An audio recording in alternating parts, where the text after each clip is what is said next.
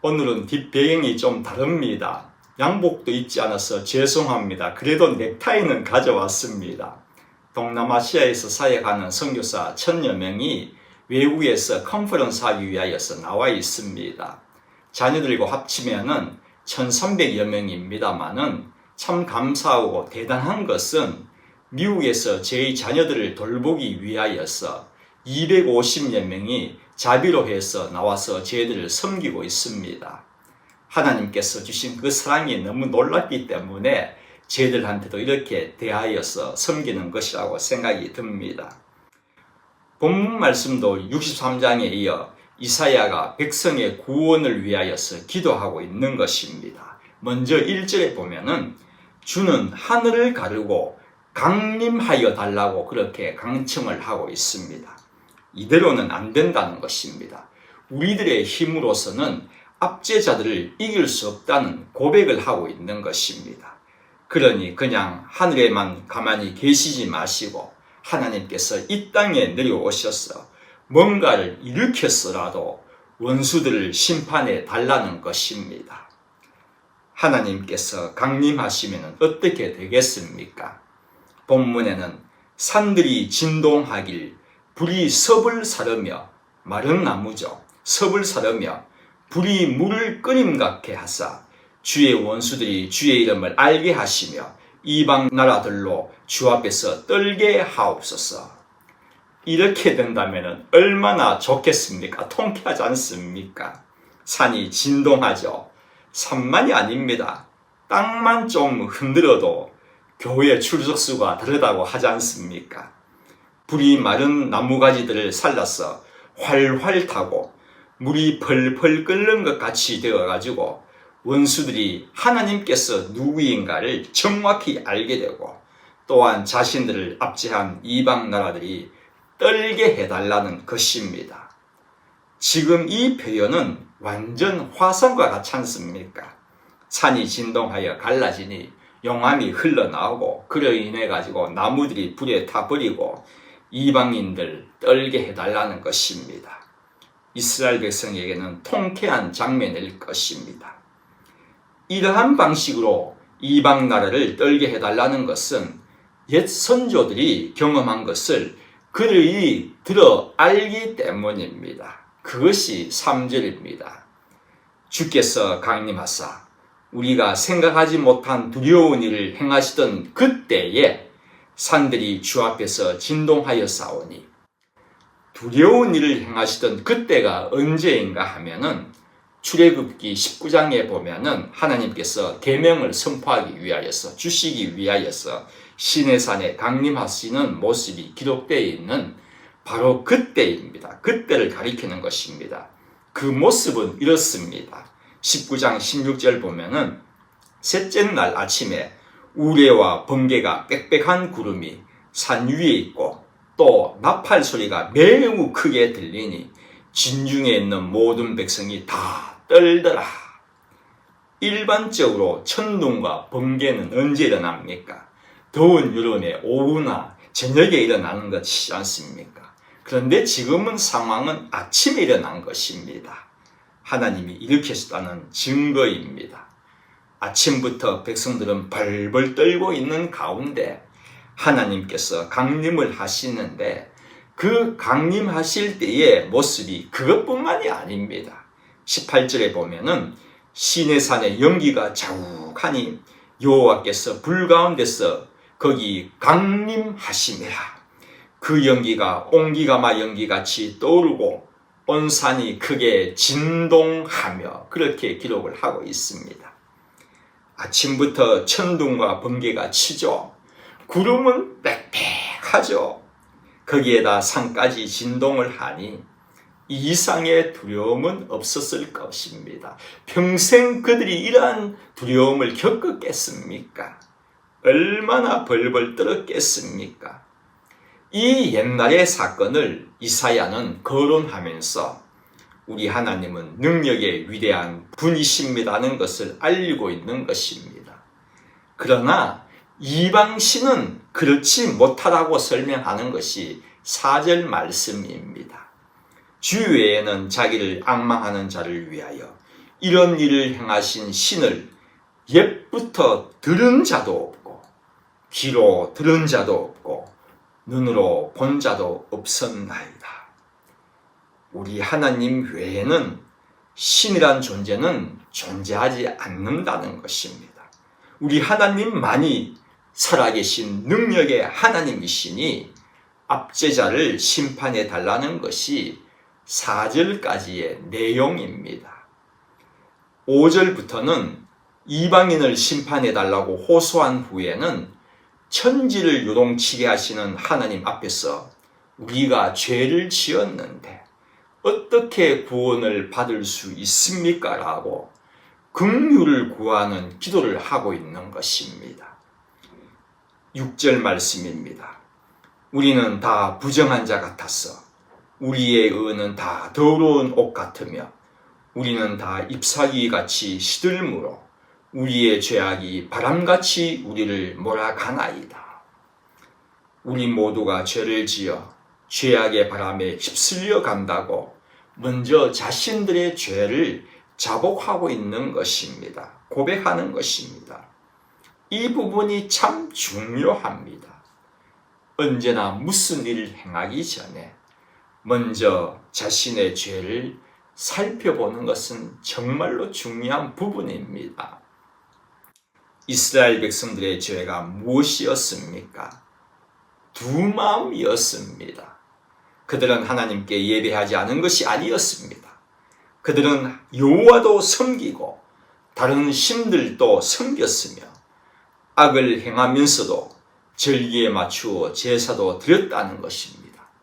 그러니 하나님은 그런 그들의 제사가 역겹다고 그렇게 말씀하셨습니다. 이사야서 1장 13절에 보면은 헛된 재물을 다시 가져오지 말라. 분향은 내가 가증히 여기는 바요. 월삭과 안식일과 대회로 모이는 것도 그러하니 성례와 아울러 악을 행하는 것을 내가 견디지 못하겠다고 그렇게 기록을 하고 있습니다. 즉 너희들이 가져오는 재물도 집회도 내게는 짐이고 그것들로 내가 너무 지쳤다고 그렇게 하나님께서 말씀하시고 있는 것입니다. 이러한 죄를 지은 것을 깨달았다면 어떻게 해야 합니까? 민족적 대집회를 하면서 회개를 해야 하는 것입니다. 그러나 7절 말씀에 보면은요, 주의 이름을 불러야 구원이 임하는데 주의 이름을 부르는 자도 없다고 그렇게 기록을 하고 있습니다. 빌립보서 2장 10절 말씀과 같이 하늘에 있는 자들과 땅에 있는 자들과 땅 아래에 있는 자들로 모든 무릎을 예수의 이름에 꿇게 하신 그 뛰어난 이름을 부르는 자가 없었다고 이사야는 지적을 하고 있는 것입니다. 또 죄인은 어떠하든지 죄 사함을 받으려고 주님을 붙잡아야 하는데 붙들어야 하는데 주를 붙드는 자들도 없다고 그렇게 7절에 기록을 하고 있습니다. 그래서 하나님은 그들을 외면해 버리셨다고 그 당위성을 7절에서 말씀하고 계시는 것입니다. 그러나 이사야는 백성들이 죄악으로 인생의 밑바닥을 기고 있는 그때에 이사야서 64장의 핵심절입니다. 그 핵심절이 등장을 합니다. 8절 말씀. 그러나 여호와여, 이제 주는 우리 아버지시니이다. 우리는 진흙이요 주는 토기장이시니 우리는 다 주의 손으로 지으신 것이니이다. 여기서 저는 이 말씀이 너무나 좋습니다. 그러나 여호와여, 이 말씀입니다. 이 외침입니다. 우리가 하나님으로부터 긍휼하심을 얻을 수 있는 것도 이 말씀이 있기 때문이지 않습니까? 내가 비록 죄악의 길을 걷기도 하였지만, 내가 하나님의 앞에서 바르게 행하지 않은 적도 있었지만, 내가 하나님께서 원하시는 것을 내가 하지 못한 때도 많이 있었지만은, 그러나 여호와여, 이 부름이 무엇을 뜻합니까? 우리는 오직 주님만을 바라봅니다. 긍휼을 베풀어 주십시오. 이 뜻이지 않습니까? 여러분, 문제 해결은 주님을 바라보는 기도밖에 없습니다.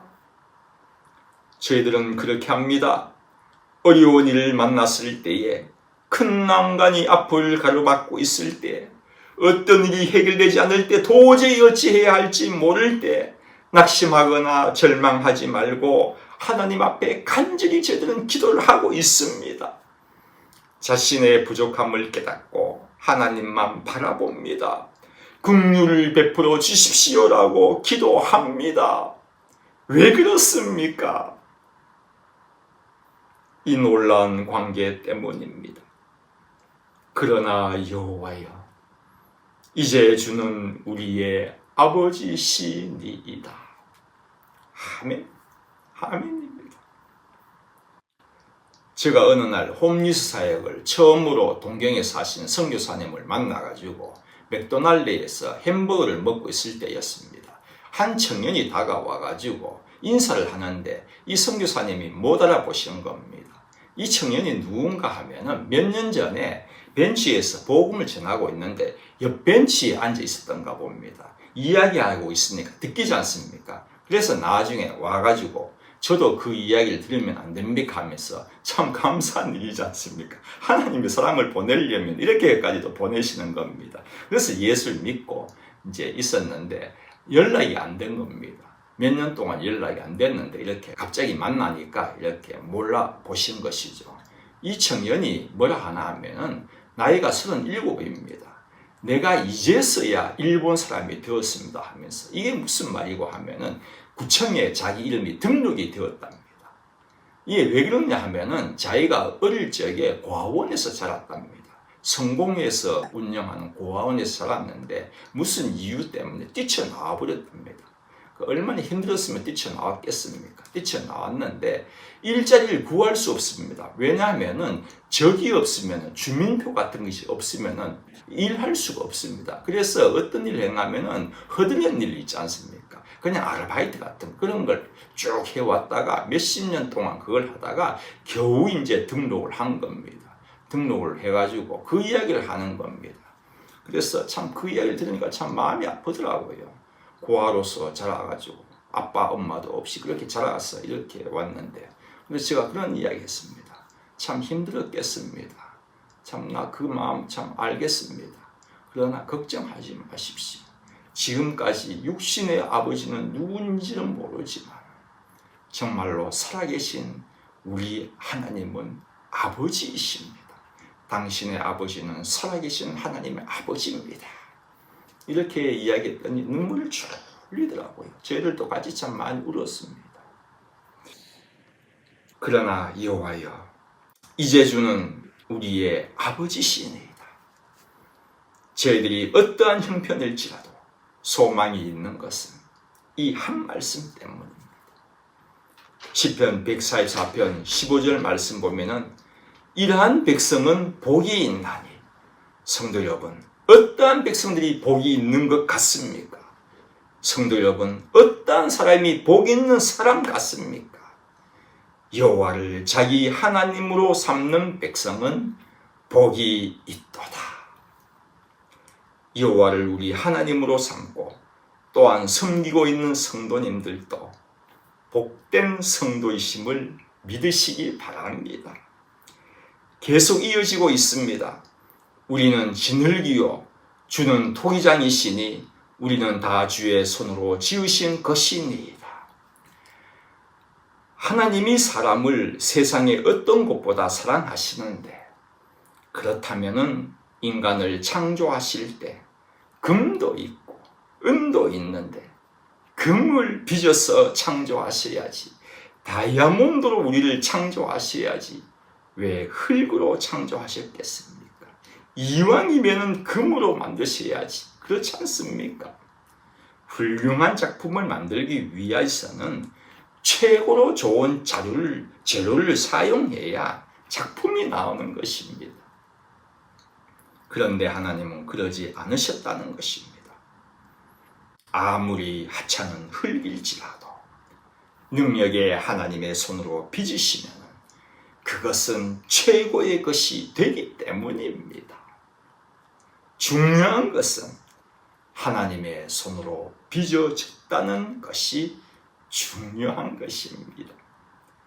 한 줌의 흙으로 돌아갈 수밖에 없는 우리지만은 금보다도 은보다도 우리가 더 값진 것은 하나님의 손으로 지으심을 받았기 때문입니다. 그렇습니다. 가치없는 흙에서 하나님 보시기에 그 어느 것도 넘볼 수 없는 값진 피조물인 우리들을 지으셨다면 저희들도 하나님 보시기에 가치 있는 삶을 살아야 되지 않겠습니까? 어떻게 하면 가치 있는 인생으로 살 수 있습니까? 더도 덜도 아닌 확신합니다. 말씀 순종입니다. 아무리 우리가 보기에 가장 높은 위치라 일컫는 왕일지라도 말씀 순종하지 않으면 한순간입니다. 우시야 왕의 경우에는 그가 교만하여 말씀에 순종하지 않았을 때에는 문둥병자로 만들어 버리셨지 않습니까? 많은 병이 있지만은 왜 하필이면 문둥병이겠습니까? 당시 가장 가치가 없는 존재란 뜻이란 것입니다. 순종하지 않으면 이렇게도 하늘에서 땅으로 낮춰 버리셨다는 좋은 예일 것입니다. 또 우리는 한 줌의 흙이라고 합니다. 그러나 그 한 줌의 흙으로 돌아갈지라도 하나님께 더없이 귀하게 보시는 한 줌이 되어야 하지 않겠습니까? 화장터에 가보신 적 있으시죠? 일본의 장례 문화는 화장 문화입니다. 천황을 제외하고는 모든 일본 사람들은 화장합니다. 법으로 정한 것은 아니지만 화장을 합니다. 시신을 화장로에 넣으면 더 이상 우리는 화장하는 모습을 볼 수가 없습니다. 보여달라고 해도 보여주지도 않습니다. 저는 그런 생각도 해봤습니다. 그러나 하나님은 한 줌으로 지음을 받아 한 줌의 흙으로 돌아가는 그 모습을 끝까지 보시지 않겠습니까? 시편 116편에는요, 성도의 죽음을 귀하게 보신다고 하셨지 않습니까? 끝까지 보시는 겁니다. 한 줌으로 돌아가는 그 순간에 하나님으로부터 뿌듯이 여기는 가슴이 뭉클한 한 줌이 되어야 하지 않겠습니까? 말씀 순종으로 살아가다가 언젠가 우리도 한 줌이 될 때에 하나님의 가슴을 찡하게 울리는 성도님들이 되시기를 바랍니다. 또한 저희들은 지어질 때만 주님의 손으로 빚어진 것이 아닙니다. 시편 31편 15절 말씀 보면은 나의 앞날이 주의 손에 있사오니 내 원수들과 나를 핍박하는 자들의 손에서 나를 건져 주소서. 우리의 앞날이 주의 손에 있습니다. 나의 건강, 생애, 생명 전부가 하나님의 손 안에 있다는 고백입니다. 저희들을 하나님의 손으로 빚으시고 저희들이 하나님의 손 안에 있는 인생이라면은 좀 고난의 풍랑이 있을지라도 좀 어려움이 있을지라도 결국은 조금 전에 말씀드린 그 말씀, 여호와를 자기 하나님으로 삼는 백성은 복이 있다고 하셨으니 우리 각자에 맞는 최상의 복의 길로 인도하여 주실 것입니다. 기도드리겠습니다. 하나님, 저희들은 흙으로 지어진 존재이지만 그 어느 것보다도 귀하게 지음을 받은 자들입니다. 그러기에 저희들 어떠한 일이 있어도 인내하며 또한 감사하며 말씀에 순종하면서 살아가는 죄를 되게끔 인도하여 주십시오. 예수님의 이름으로 기도드립니다.